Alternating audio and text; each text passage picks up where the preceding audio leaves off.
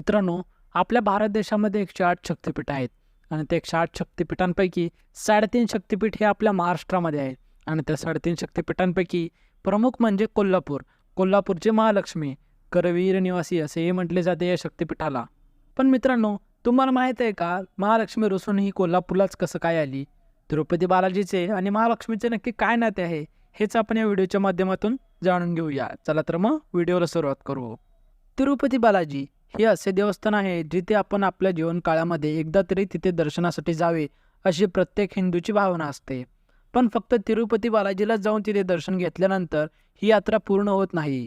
ही यात्रा पूर्ण होते ते कोल्हापूरमधील महालक्ष्मीचे दर्शन घेतल्यानंतर. याचमुळे अनेक भाविक तिरुपतीनंतर कोल्हापूरला दर्शनासाठी येतात. पण असे का, हेच आपण या व्हिडिओच्या माध्यमातून जाणून घेऊया. महालक्ष्मी, जिला करवीर निवासी अंबाबाई असेही संबोधले जाते, तिचे भव्य मंदिर कोल्हापूरमध्ये आहे, जिथे दरवर्षी लाखोंच्या संख्येने भाविक दर्शनासाठी येतात. ज्यामध्ये काही भाविक तर तिरुपती बालाजीचे दर्शन घेऊन थेट कोल्हापूरला येतात, कारण व्यंकटेश्वर बालाजी हे एक विष्णूचे अवतार आहेत आणि महालक्ष्मी ही तिरुपती बालाजीची पत्नी आहे, असा उल्लेख पौराणिक कथांमध्ये आढळतो. त्यामुळे बालाजीचे दर्शन घेतल्यानंतर त्यांच्या अर्धांगिनी असलेल्या देवी पद्मावती व देवी महालक्ष्मी यांचे दर्शन घेतल्यावरच ही यात्रा सफल होते व तिचे फळ मिळते असे म्हणतात. तिरुपती बालाजी यांच्या पत्नी असलेल्या देवी पद्मावतींचे मंदिर हे तिरुपती बालाजी मंदिरमध्येच आहे, त्यामुळे त्यांचे दर्शन हे तिथेच होऊन जाते. पण महालक्ष्मीच्या दर्शनासाठी आपल्याला कोल्हापूरला यावं लागते.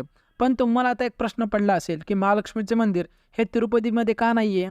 आणि या प्रश्नाचं उत्तर एका आख्यायिकेमधून मिळते. असे म्हणतात की ब्रह्मा, विष्णू, महेश या 3 देवांना असे वाटत होते की या पृथ्वी तलावर सर्वात श्रेष्ठ मीच आहे.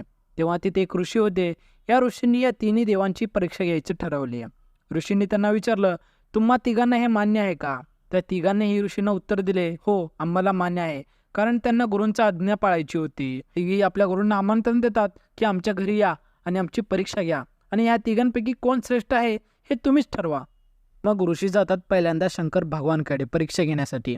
बाहेरून शंकर भगवानला आवाज येतात, पण शंकर भगवान आणि पार्वती देवी हे गुहेमध्ये बोलत बसलेले असतात, एकमेकांसोबत गप्पा मारत बसलेले असतात. ते बोलण्यात इतके मग्न झालेले असतात की त्यांना बाहेरून ऋषी आवाज देत आहेत हे त्यांच्या लक्षातच येत नाही.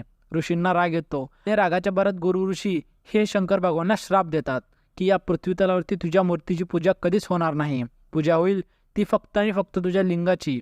म्हणून आपण या पृथ्वी तलावरती महादेवाच्या पिंडीचे म्हणजेच महादेवाच्या लिंगाचे दर्शन करतो. मग जातात ऋषी दुसऱ्या ठिकाणी ब्रह्मदेवाकडे.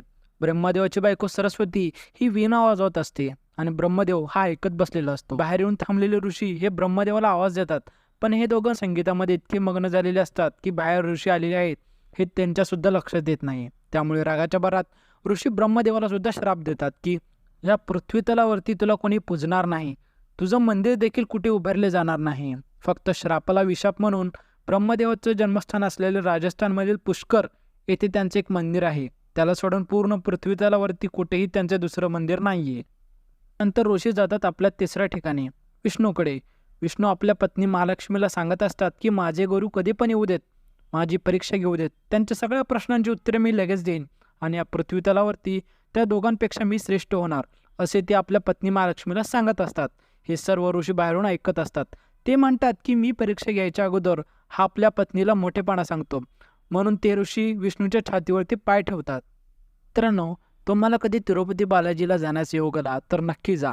तिथे गेल्यानंतर त्या मंदिरांमध्ये तुम्हाला सगळे चित्र दिसतील की कसं ऋषींनी विष्णूच्या छातीवरती पाय ठेवल्यानंतर तरी देखील विष्णू हा ऋषींना विचारतो, गुरुवर तुम्हाला कुठे लागले तर नाही ना?